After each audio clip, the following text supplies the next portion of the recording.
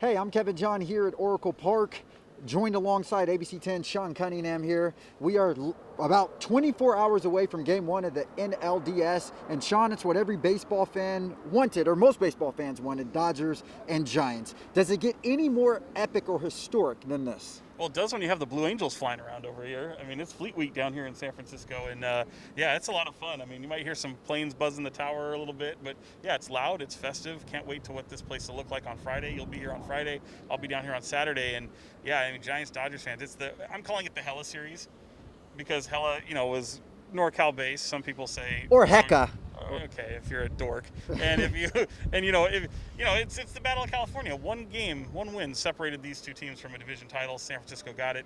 Now the Giants and Dodgers meet for the first time ever in the playoffs, and I can't be more excited. It's funny. You asked me on Toyota Sports Extra who I wanted. Like, would it be Giants or Dodgers, or Cardinals or Dodgers? And what I said I wanted your Dodgers. I wanted the Dodgers because it just felt right for the way this season had played out. Yeah, no, absolutely. And the way you talked about the way the season played out, this is the first time you have two teams who have both won 105 plus games meeting. So that just shows you these are not just the top two teams in the division, Sean. Yeah. We're talking about the top two teams in really all of baseball, and we've seen that all throughout this year. And it was on display last night with the Dodgers getting that walk-off against the Cardinals. Now, and it really kind of helps validate it. Like, can you imagine? Look, I know there's a rivalry. I know Giants and Dodgers fans hate each other, right? But me as a Giants fan, can you imagine, like, no disrespect to the Cardinals, but if the Dodgers had lost that game after winning 106 games, it looks bad. Like, it just doesn't feel right. And yeah. Again, I get it. Someone will be like, "Oh, what if the Dodgers come in and sweep your Giants?" It's like, I get it. That's entirely possible. But it just validates your victory even more so if you do.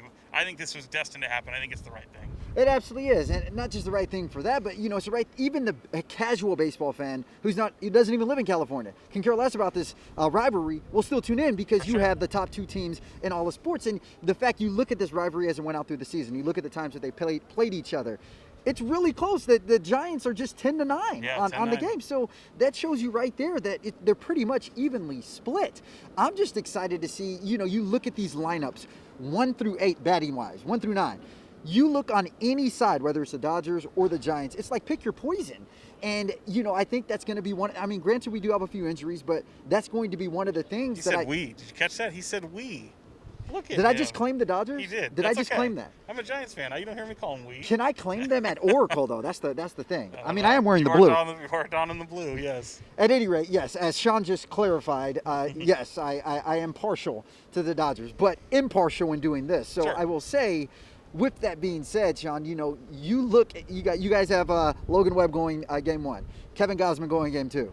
Two really good pitchers. Obviously, Gausman, an all-star season. Logan Webb, really the last, should I say, 2-3 months of the season has really looked like an all-star. And Sean is distracted by the Blue Angels right now. It's hard not to be. Check him out. I don't know if you can see that. So you can hear just how loud those overall engines and everything is. I can't even really hear my voice when I do that, and I have a very loud voice. Miguel, our very talented photojournalist, I think he caught that. Did he get it? Yeah, he saw it. So that's fantastic. That's what it's been like here all morning. But to answer your question, I mean, you're talking about, yes, Logan Webb, 24 years old, Rockland native. And here he is.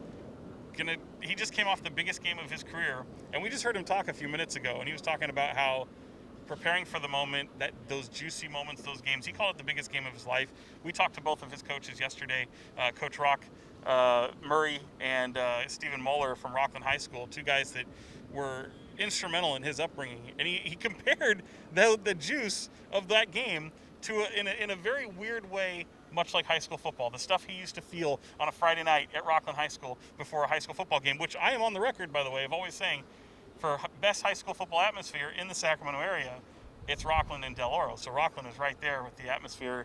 Go up there, check them out. You've been up there, you know what it's like. So yeah, it is a little bit smaller stage compared to what this place will look like on Friday night. But yeah, 24 years old, coming off the biggest game in his career to close out that division game. Here he is, about to take the mound for the first time ever against the Dodgers, and it'll be interesting to see how he handles the pressure of that. It really will. Well, at least he can handle the pressure. He was prepared for that by playing at Rockland High School football games. But, what's interesting, we obviously just got finished hearing him talk. the kid sounds mature beyond his years. Mind you, just 24 years old. But he seems like he's ready for the moment. He seemed poised. He seemed... Now, granted, it's a much different situation when you're in the press box versus when you walk out here to the mound tomorrow to get the ball. But at any rate, you think of all of these guys, these young guys who are thrown into situations of this magnitude.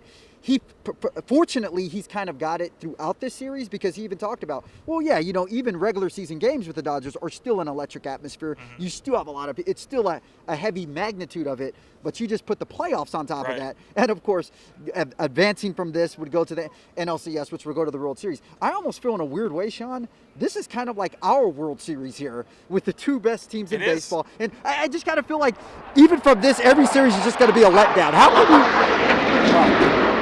another one. It's almost like, as you advance on. I thought you were going to hit the deck. I thought. Oh, sorry about that. Oh, sorry. I thought you were going to hit the deck. I was thinking about hitting the deck.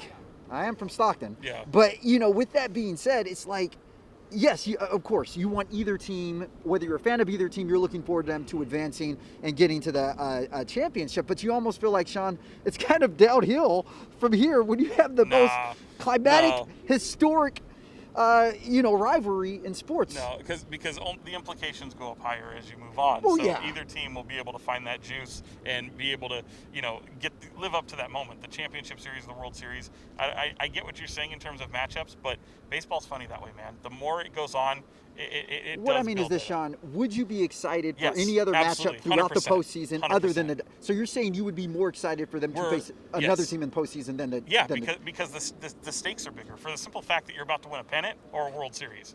Absolutely, 100%. I don't care if it's the Braves or the Brewers. You have to play the teams that are in front of you. It's just like you. You're going to take away being a Dodgers fan in a shortened season, winning a World Series. Were you happy when you were? Of course, you were thrilled.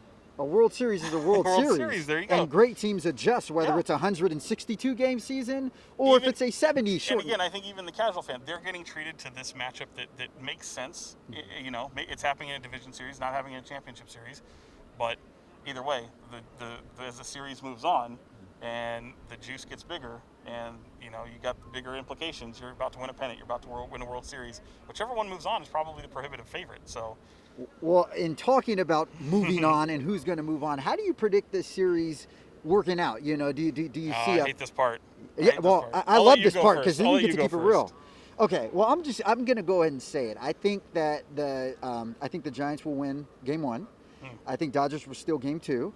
Then when they go back to LA, I think that the Dodgers will steal Game 3. Giants will win 4, and then they will come back. So it's distance. You think it's going distance? I think it's going all 5. Yeah, absolutely. Okay. But I have the Dodgers winning, and so you have the Dodgers. If they win the series, you think they're going to win twice at Oracle? Absolutely. Okay. Absolutely. I don't have it that well thought out. I mean, to me, it's kind of a pick-em. I mean, you know me. Look, even though I grew up a Giants fan, I've told you all season long that the Dodgers are the best team in baseball, and. Yeah, they finished. I'm sorry, say that again, Sean? I just want to make sure we got that. I have said that the Dodgers were the best team in baseball. We're about to buzz the tower. But I will say, the Giants are here for a reason, and it's because they've been resilient and be able to fight through so many injuries. The Dodgers have been banged up too. Both teams very similar in that regard. One just has a much bigger payroll, and that would be the LA Dodgers. So they were my pick to win to be in the World Series again. I didn't know if I had them as a champion, but I definitely thought that they'd be there. They should be there. The Giants are playing with house money right now, even though they're the best team in baseball. To me, that still sounds crazy to say. I'm picking with my head and not my heart in this one, and I'm picking the Dodgers to win the series. Wow. I am. Did we get that right there? I am. And I hope, as a Giants fan, that I'm dead wrong. I do. But I am picking them, and I don't have it knocked down to the game, but I do think, I mean, look, every game is so important in a division series. Do you think it's going to go all 5? That's it. I don't know, man. I mean, it seems destined to the way this series has gone, 10-9 advantage. So I can't wait to see it. I hope I'm wrong, but if I have to put my, on the line, then I think I got to pick the Dodgers in this one and just hope that I'm wrong. First of all, by the way, I also picked them to win the division, so I was wrong about that. So but just by a game. I'm hoping to be wrong. Yeah. Yeah, I mean, you were wrong by a lot by that, but first of all, it's interesting that we agree on something. Yeah. We both have the Dodgers winning, which is a shock. And second of all, I'm just glad that you're coming to your senses and realizing, the great team that is the Dodger Blue, which you said is the best team of the season. All it does, Kevin, is set the table for an absolute supreme letdown. So if you end up losing, I get to sit there and poke fun at you guys even more. See, that's just evil right there. It is That is evil. You That's get how your I feel. jollies off of other people's misery. We should probably mention what we're doing here today. We're here on Thursday. We are here on Thursday, and obviously Thursday. You should hold the mic up here. See, I thought I had a loud voice. I thought the mic You can gotta- get me from you down gotta here. point it towards me. I thought it could still pick me up here.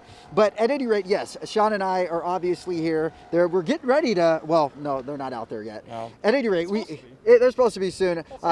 Some catch going on down there. Let's catch. We actually just left, like I said earlier, we just left the Logan Webb press conference. Gabe Kapler is in there talking. Mike Yastrzemski is going to speak. I don't know whoever else. Evan Longoria but is the Evan other one. Longoria, exactly. And then the Dodgers take the field later on tonight. They take the field later on tonight. And they actually will be doing a press conference starting at around 4:45 or 5, but we'll be doing the live show, so we won't be there for that.